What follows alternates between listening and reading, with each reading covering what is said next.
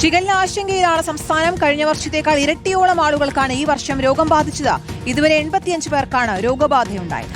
ഈ മാസം മാത്രം 10 പേർക്ക് രോഗം സ്ഥിരീകരിച്ചു എന്നുള്ളതാണ് ആരോഗ്യവകുപ്പിന്റെ കണക്ക്. പ്രതിരോധം ശക്തമാക്കുകയാണ് ആരോഗ്യവകുപ്പ്. സ്വാന്തന സാജു നമുക്കൊപ്പം ചേരുന്നുണ്ട്. സ്വാന്തന, ഗുഡ് മോർണിംഗ്. ഇന്നലെ തന്നെ ആരോഗ്യമന്ത്രി കെ മുരളീധരൻ മാധ്യമങ്ങൾക്ക് മുന്നിൽ സംസാരിച്ച സമയത്തും ഇതിന്റെ ഒരു ഗൗരവത്തെക്കുറിച്ച് പറയുന്നുണ്ടായിരുന്നു. ആരോഗ്യവകുപ്പ് വളരെ സീരിയസ് ആയി തന്നെ ഈ വിഷയം ഏറ്റെടുക്കുന്നുണ്ട് എന്നും പ്രതിരോധ നടപടികൾ സ്വീകരിക്കുമെന്നും പലതരത്തിലുള്ള ആലോചനകൾ നടക്കുന്നുണ്ട് എന്നുമൊക്കെ പറഞ്ഞിരുന്നു അദ്ദേഹം. അപ്പോൾ എങ്ങനെയായിരിക്കും ആരോഗ്യവകുപ്പിന്റെ മുന്നോട്ടുള്ള കർമ്മ പരിപാടികൾ?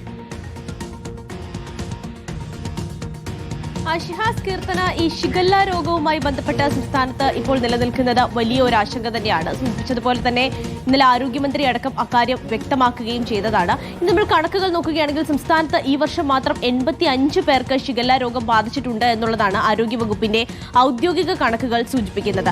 അതിൽ ഈ മാസം മാത്രം 10 പേർക്ക് രോഗം സ്ഥിരീകരിച്ചിട്ടുണ്ട് എന്നും ഈ കണക്കുകൾ വ്യക്തമാക്കുന്നുണ്ട്.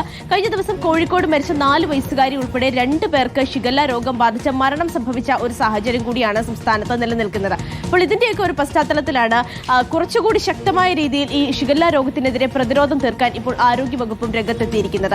ഈ ഷിഗല്ല രോഗം പ്രധാനമായും ബാധിക്കുന്നത് നമ്മുടെ കുടലിനെയാണ്. അത് മാത്രവുമല്ല, നമ്മൾ ഈ മലിനജലം ഉപയോഗിക്കുമ്പോഴോ അല്ലെങ്കിൽ മലിനമായ ഭക്ഷണം, കേടായ ഭക്ഷണം കഴിക്കുമ്പോഴോ ഒക്കെയാണ് പൊതുവായിട്ടും ഈ അസുഖം വരാറുള്ളത്. അതുകൊണ്ട് തന്നെ പ്രത്യേകിച്ച് ഈ ഹോട്ടലുകളിലും തട്ടുകടകളിലും ഒക്കെ തന്നെയും വ്യാപകമായ ഒരു പരിശോധന നടത്താനാണ് ഇപ്പോൾ ആരോഗ്യവകുപ്പ് തീരുമാനിച്ചിരിക്കുന്നത്. അതുമായി ബന്ധപ്പെട്ട ഇന്നു മുതൽ ഹെൽത്ത് ഇൻസ്പെക്ടർമാരുടെ നേതൃത്വത്തിൽ സ്പെഷ്യൽ ഡ്രൈവുകൾ നടത്തും. പ്രത്യേകിച്ച് ഈ ചെറിയ തട്ടുകടകളൊക്കെ തന്നെയും കേന്ദ്രീകരിച്ചുകൊണ്ട് വ്യാപകമായി തന്നെ മിന്നൽ പരിശോധന അടക്കം നടത്താനുള്ള ഒരു തീരുമാനത്തിലേക്കാണ് ഇപ്പോൾ ആരോഗ്യവകുപ്പ് എത്തിയിരിക്കുന്നത്. കാരണം പലയിടങ്ങളിലും കൃത്യമായി ക്ലോറിനേഷൻ അടക്കം ചെയ്യാത്ത വെള്ളം, ചൂടാക്കാത്ത വെള്ളമൊക്കെ ആളുകൾക്ക് കൊടുക്കാറുണ്ട്. കുടിക്കാനും അടക്കം ഈ ചൂടായ കൃത്യമായ രീതിയിൽ ക്ലോറിനേഷൻ ചെയ്ത് ചൂടാക്കിയ വെള്ളമൊക്കെ തന്നെയും കടകളിൽ വിതരണം ചെയ്യണമെന്നാണ്. പക്ഷെ പല ആളുകളും ചെറിയ കടകളിലൊന്നും തന്നെ അത് നടപ്പാക്കാറില്ല എന്നുള്ളതാണ്. അതുകൊണ്ട് തന്നെ ഇത്തരത്തിലുള്ള മോശമായ ഭക്ഷണമോ വെള്ളമോ ഒക്കെ കൊടുക്കുന്നുണ്ടോ എന്ന് കണ്ടെത്തുന്നതിന് വേണ്ടി ഇന്ന് മുതൽ കൃത്യമായ രീതിയിൽ ഒരു പരിശോധന നടത്താൻ തന്നെയാണ് ആരോഗ്യവകുപ്പിന്റെ തീരുമാനത്തിലേക്ക് എത്തിയിരിക്കുന്നത്. അത് മാത്രമല്ല, ഈ രോഗം പൊതുവായി ഒരു സ്വയം